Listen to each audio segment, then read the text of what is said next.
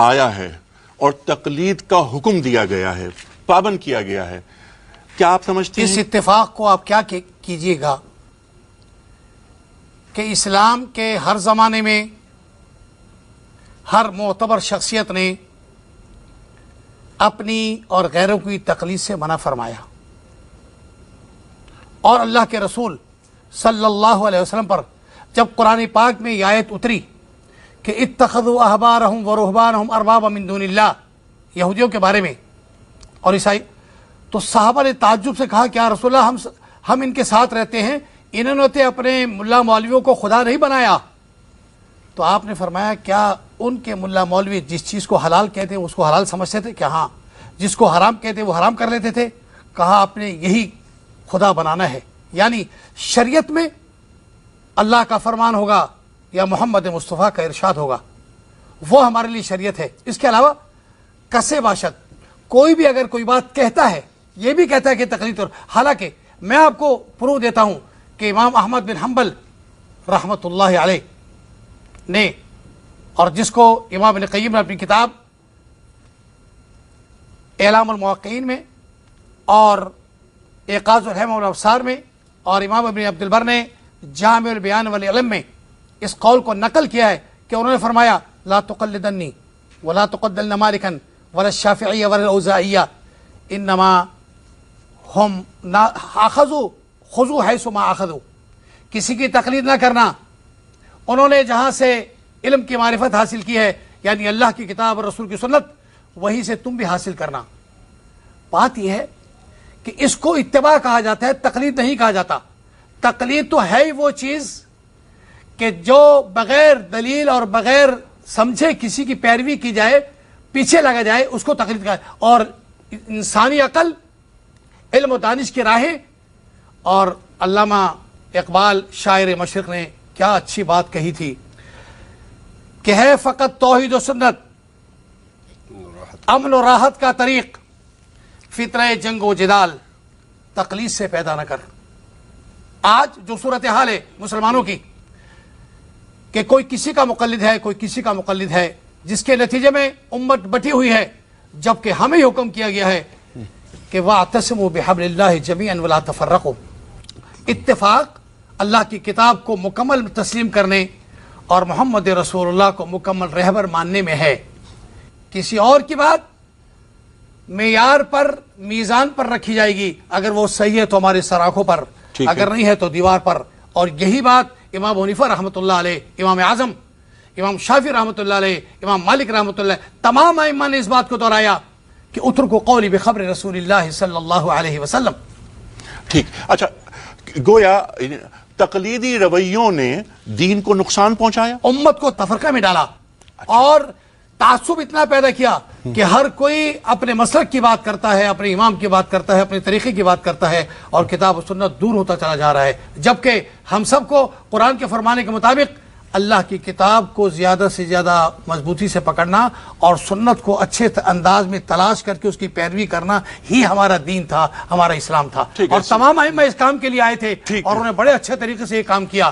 لہذا اگر ائمہ سے بھی اخلاص ہے ہمارا اور محبت ہے تو ہم صحیح معنی میں مسلمان اور ائمہ کے پیروکار جب ہی ہو سکتے ہیں جب ہم اپنی زندگی میں تقلید کو چھوڑ کر اتباع کے لیے کوشاں رہیں اور کتاب اللہ و سنت. یہ ایک مثال بیان فرمائی سید صاحب نے، علماء دین ایسی مثالیں بیان فرمائے کہ ایک ڈاکٹر سے آپ نسخہ لکھواتے ہیں، اس سے آپ اس کی دلیل پوچھتے ہیں. بات یہ نہیں، پہلے تحقیق کی جاتی ہے کہ اس مرض کا اسپیشلسٹ کون ہے، تسلی کرنے کے بعد تسلی کرنے کے بعد اس سے رجوع کیا جاتا ہے. اب اگر وہ رہنمائی کرے کہ آپ کا علاج اس طرح ہے تو پھر اس کو فالو اپ کیا جاتا ہے، اسے تقلید نہیں کہتے. اچھا سلفی صاحب، آپ یہ فرمائیے کہ اگر تقلیدی رویوں کو ترک کر دیا جائے تو دین پر اس کے کیا اثرات ہوں گے؟ یہ بات بڑی واضح ہو کر سامنے آ گئی ہے کہ ہماری تاریخ اسلام میں علماء سلف نے ہر زمانے میں، اور اس کی دلیل تمام مصنفات موجود ہیں، کہ انہوں نے ہمیشہ حد المقدور کوشش کی ہے اللہ کی کتاب کو سمجھنے کی، محمد رسول اللہ صلی اللہ علیہ وسلم کی سنت پر عمل کرنے کی. یہ تاریخ ہے، یہ تاریخ ہے. لمحہ موجود میں ہم چونکہ قرآن سے دور ہو گئے، सुन्नत को भुला दिया और नामों और लेबलों को अपना दीन समझ लिया और आंखें बंद करके तकलीद करना शुरू कर दी, आज उसका नतीजा है कि उम्मत बंटवारे में फटी हुई है। हर मुसलमान की ये कोशिश होनी चाहिए कि अल्लाह ने जितनी उसको अकल और इल्म अता किया है, और ये कुरान की आयत है कि फत्तकुल्लाह मस्ततातुम, हद्दुल मक़दूर कोशिश करो दीन पर चलने की और रहनुमाई लेने की। और रहनुमाई का नाम तक़लीद हरगिज़ नहीं है बल्कि इत्तिबा है। ठीक है। लिहाजा मैं इन दोनों लफ्ज़ में वजाहत करना चाहता हूँ कि शरीयत में इत्तिबा की बड़ी ताकीद की गई है और तक़लीद का कहीं हुक्म नहीं किया गया। ठीक, बहुत शुक्रिया सल्फी साहब। सवाल जवाब की जानिब चलते हैं। जी मोहतरमा, आपका सवाल। मेरा नाम मिसेज इमरान है। मैं मुफ्ती साहब से ये पूछना चाह रही हूँ कि इस्लाम से पहले जो शरीयतें हैं उसमें तकलीद का कॉन्सेप्ट मौजूद है कि नहीं? तकलीद अगर बमाने इत्तिबा हो तो जाहिर है कि जो हवारियीन थे हज़रत ईसा अलैहिस्सलातु वस्सलाम के, उनके बारे में उम्मत को हुक्म यही था कि वो उनका इत्तिबा करें। लेकिन जैसे ये बात भी आई कि अगर तकलीद के माने जो है वो अगर तशरीዕ के हम ले लें, यानी शरीयत साजी, कानून साजी, तो कुरान में जैसे उनके बारे में आया इत्तखज़ू अहबारहुम व रुहबानहुम अरबाबम मिन दूनिल्लाह, तो इस आयत का जो मफहूम है वो ये है कि जैसे अल्लाह और अल्लाह के रसूल को कानून साजी का एक हक़ हासिल था, तो उस वक्त के जो पोप थे और उनके पादरी थे, उन्होंने बाकायदा इस कानून साजी को शरीयत में इज्तिहाद के नाम पे तहरीफ को अपना हक़ करार दिया था। और इस तहरीफ के यानी इज्तिहाद बमाने तहरीफ वो जो है वो दीन को बदलते जाते थे, जिसका जिक्र कुरान में आया है। तो इत्तखज़ू अहबारहुम व रुहबानहुम, इसी तरह कुरान में या अय्युहल्लज़ीना आमनू इन्न कसीरम मिनल अहबारि व रुहबानि ला याकुलूना अमवालन नास बिल बातिल, इन आयात से यही मफहूम होता है कि वो वहाँ के लोग जो अपने जो उलमा की जो तकलीद करते थे वो एक हकदार समझ के, एक शारे समझ के करते थे, जिसकी मजम्मत की गई है। लेकिन अगर बहैसियत एक इमाम की जाए, बहैसियत इसकी की जाए कि ये जो बता रहे, ये कुरान और हदीस की रोशनी में बता रहे, तो वो इस हदीस के जुमरे में नहीं आता, इस आयत के जुमरे में। अगला सवाल लेते हैं। जी बेटा, आपका सवाल।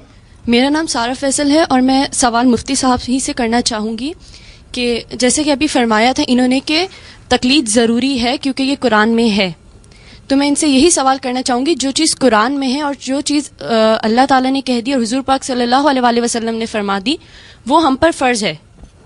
अगर वो हम नहीं करते तो वो गुनाह है हम पे, लेकिन ये जो उन्होंने फरमा दिया वो हम पे फ़र्ज़ है, और अगर अब हम उनकी पैरवी करते तो ये तकलीद तो नहीं कहलाई जाएगी। अच्छा, क्योंकि ये फ़र्ज़ हो जाता है। फिर तकलीद का लफ्ज़ कुरान में नहीं आया है और अहादीस में भी नहीं है, ये लफ्ज़ नहीं है लेकिन माना मौजूद है। जैसे तरावी का लफ्ज़ है, तरावी का लफ्ज़ कुरान और हदीस के अंदर कहीं मौजूद नहीं है। इसका यह मतलब नहीं कि तरावी का सिरे से वजूद नहीं है। तो हदीस के अंदर जो जिक्र है वो क़ियामुल लैल का है, तरावी का लफ्ज़ नहीं है। तो एक इस्तिलाह मुकर्रर कर दी जाती है, ज़रूरी नहीं है कि वो उस लफ्ज़ के लुग़वी माने पे मुंतबिक हो। हमेशा एक उसूल होता है, फ़िक़्ह का एक उसूल है कि जब लुग़त और उर्फ़ का तक़ाबुल हो जाए तो माने उर्फ़ी को तरजीह होती है। तो यहाँ तकलीद के माने इत्तिबा के हैं और बहैसियत वारिसीन नबी के जो है वो उलमा का तकलीद के माने इत्तिबा के हैं और इत्तिबा पर इन हज़रात को भी कोई इख्तिलाफ नहीं है। क्या इख्तिलाफ? ठीक है। और बल्कि मैं एक बात और भी अर्ज करूंगा इन्हीं से इत्तिफाक करता हुआ कि जिस माने में लिया जाता है कबूल कौलिन बिला दलील, यकीनन इसने उम्मत मुस्लिमा को जुमूद का शिकार कर दिया, यकीनन जुमूद का शिकार कर दिया। ऐसा नहीं होना चाहिए। देखें इस दौर में जो हो रहा है, मौलाना तकी उस्मानी साहब मद्दज़िलुल आली और हीले नाजिज़ा, मैंने उसकी मिसालें दी हैं, ये इज्तिहादी तो है। तो उसमें ये होगा कि मैं इस सिलसिले में रिक्वेस्ट करूंगा कि अगर इस किस्म के जैसे बैंकिंग का शोबा हमने शुरू किया, इसी तरह अगर हुकूमत जो है खुसूसन इस वक्त सबसे ज़्यादा मसाइल तलाक के मसाइल जो है वो कोर्टों में होते हैं, तो अगर उलमाए किराम को अगर जगह दी जाए अदालतों में, तो आप देखिएगा फिर कैसे इज्तिहाद होता है, ख़वातीन के मसाइल कैसे हल होते हैं। बिल्कुल ठीक है। मोहतरम ख़वातीन व हज़रात, आज हमने बात की तकलीदी रवैयों के ताल्लुक से और समझने की कोशिश की कि उम्मत के लिए तकलीदी रवैये बेहतर हैं या गैर मुक़ल्लिदाना। दोनों जाने से दलाइल आए हैं।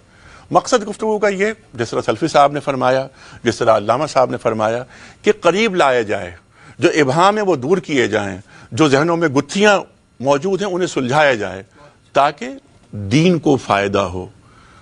हमारी ज़िंदगी इस दीन पर कुर्बान है। ख़वातीन व हज़रात, हमें फ़ख्र होना चाहिए कि हमारे पास और हमारे अहद में اتنے جید علماء موجود ہیں جو ایک میز پر بیٹھ کر اتنے سنجیدہ مسائل کو انتہائی عالمانہ انداز میں حل کرتے ہیں. اپنے میزبان انیق احمد کو اجازت دیجیے. خدا حافظ.